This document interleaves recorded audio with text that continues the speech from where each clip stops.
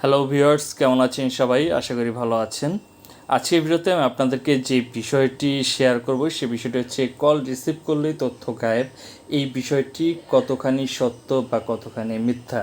Video শুরু থেকে শেষ পর্যন্ত মনোযোগ সহকারে প্রমাণ এবং কথাগুলো শুনবেন, তাহলে বুঝতে পারবেন যে তথ্য গায়েব হবে কি হবে না। আপনি কলটি রিসিভ করলে বা কল ব্যাক করলে আপনার তথ্য গায়েব হওয়ার সম্ভাবনা কতখানি সত্য বা মিথ্যা।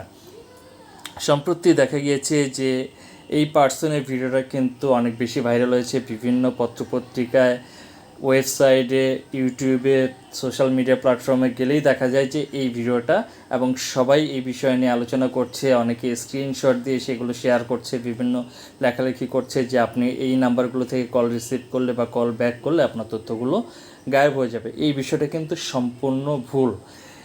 এই বিষয়ে তথ্য বা প্রযুক্তিবিদরা কি বলেছে দেখেন, কল রিসিভ করলে বা কল ধরলে তথ্য গায়েব আসলেই কি তাই? এই বিষয়ে যে সাইবার নিরাপত্তা বিশেষজ্ঞরা বলেছে এই বিষয়টি সম্পূর্ণ সত্য নয়।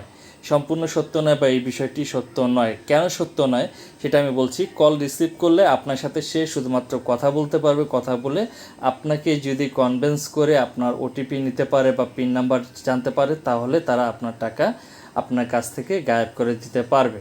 যদি তারা আপনার কাছ থেকে ওটিপি বা পিন নাম্বার নিতে না পারে, তাহলে আপনার টাকা বা আপনার মোবাইল ব্যাংকিংয়ের যে অর্থগুলো সেগুলো নিরাপদ থাকবে।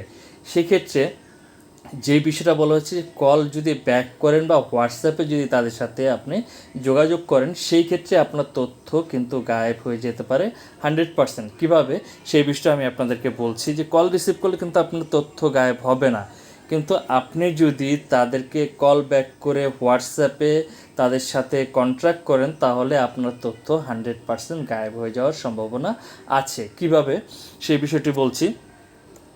দেখেন, এখানে ভিডিওতে যে বিষয়টা বলা হয়েছে, এই ধরনের নাম্বার থেকে কল রিসিভ করলে আপনার তথ্য গায়েব হয়ে যাবে, এই বিষয়টা কিন্তু ভুল। আপনি যদি তাদের সাথে হোয়াটসঅ্যাপে যোগাযোগ করেন, হোয়াটসঅ্যাপে কথা বলার মাঝখানে তারা কি করবে, আপনাকে লিঙ্ক পাঠাবে।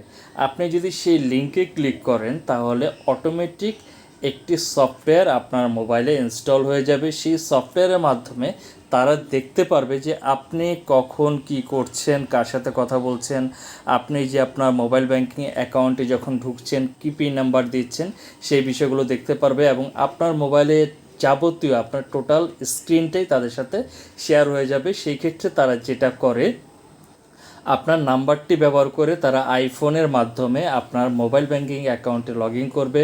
আপনার মোবাইলে SMS আসবে, ওটিপি আসবে, সেটা তারা সাথে সাথেই দেখে সেখানে সেট করে পিন নাম্বার পরিবর্তন করে আপনার টাকা পয়সাগুলো তারা নিয়ে নিতে পারবে। সেই ক্ষেত্রে আপনাদেরকে বলবো, কল রিসিভ করেন, কোনো প্রকার সমস্যা নেই, আপনার তথ্য গায়েব হবে না। কিন্তু আপনি যদি তাদের সাথে হোয়াটসঅ্যাপে বা আদার্স কোনো চ্যাটের মাধ্যমে যোগাযোগ করেন এবং সেখানে কোনো লিঙ্কে, ছবিতে বা ভিডিওতে যদি ক্লিক করেন, অটোমেটিক আপনার অজান্তে আপনার মোবাইলে সফটওয়্যার ইনস্টল হয়ে যাবে, স্ক্রিন শেয়ার হবে এবং সেখান থেকে তারা সমস্ত তথ্য দেখতে পারবে এবং আপনার যাবতীয় তথ্য দেখে আপনার অ্যাকাউন্ট তারা ফাঁকা করে দিতে পারবে। সেই জন্য আপনাদেরকে যে বিষয়টা আমি আপনাদেরকে নোট করতে বলবো সেটা হচ্ছে, তাদের সাথে কল রিসিভ করে যোগাযোগ করেন, সমস্যা নেই, কোনো প্রকার ওটিপি শেয়ার করবেন না এবং তাদের সাথে কোনো প্রকার চ্যাট করতে যাবেন না। চ্যাট করতে গেলে তাদের ফাঁদে আপনি পা দেবেন এবং আপনার তথ্যগুলো চুরি করে আপনাকে সর্বশান্ত করে দিবে। আরও যে বিষয়গুলো আমি আপনাদেরকে বলতে যাচ্ছি, যদি এখন প্রশ্ন হচ্ছে ভুলে আপনি তাদের সাথে চ্যাট করেছেন, আপনার তথ্য তাদের কাছে চলে গিয়েছে, আপনি যদি লিঙ্কে ক্লিক করে থাকেন, আপনার মোবাইলে সফটওয়্যার ইনস্টল হবে, সেই সফটওয়্যারের মাধ্যমে তারা আপনার তথ্য চুরি করতে পারবে। এখন আপনার কী করণীয়, আপনার সেটটি আপনার ফ্ল্যাশ করতে পারেন বা আপনি যে বিষয়টা চেক করতে পারেন, আপনি যখন মোবাইল ডাটা অপশানে ক্লিক করবেন, এখানে ক্লিক করে আপনি মোর অপশানে যাবেন। মোর অপশানে যেয়ে দেখবেন যে ডাটা ইউজ, এই অপশানটার মধ্যে ক্লিক করবেন। ডাটা ইউজে ক্লিক করলে এখানে দেখেন ডাটা ইউজ বাই অ্যাপ, এখানে ক্লিক করবেন। ক্লিক করলে আপনি দেখতে পারবেন যে আপনার মোবাইলে যে সফটওয়্যারগুলো বা যে অ্যাপসগুলো আছে তার বাইরে অপরিচিত বা আপনি যে অ্যাপসগুলো ব্যবহার করেন না বা আপনার মোবাইলে যে অ্যাপসগুলো ছিল না, তার বাইরে কোনো প্রকার অ্যাপস যদি এই লিস্টে দেখতে পান, তাহলে আপনি সেটা আনইনস্টল করার চেষ্টা করবেন। যদি আনইনস্টল না হয় বা রিমুভ না হয়, তাহলে আপনার সেটটি আপনি রিসেট করবেন বা ফ্লাশ করে নেবেন, তাহলে সেই সফটওয়্যারটি আপনার ফোন থেকে চলে যাবে। এভাবে আপনি আপনার ফোনকে এবং আপনার যাবতীয় তথ্য আপনি নিরাপদ রাখতে পারেন। আমি আবারও বলছি, এইখানে যে বিষয়টা বলা হয়েছে যে ফোন রিসিভ করলে বা এই ধরনের নাম্বার থেকে ফোন আসলে রিসিভ করলে বা তাদেরকে কল ব্যাক করলে আপনার তথ্য গায়েব হবে না যতক্ষণ পর্যন্ত আপনি তাদের সাথে তথ্য শেয়ার করবেন।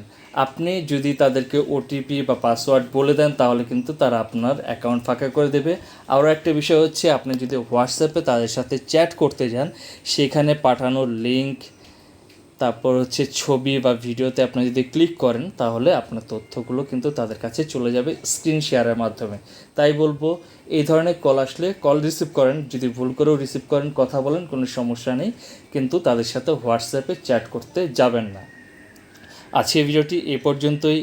এই ভিডিও সম্পর্কে যদি আপনাদের কোনো কিছু জানার বা বলার থাকে অবশ্যই কমেন্ট বক্সে কমেন্ট করে জানাবেন, এবং পরবর্তী ভিডিও পেতে চ্যানেলে সাবস্ক্রাইব করে সাথে থাকবেন। সে পর্যন্ত ভালো থাকবেন। খোদা হাফেজ।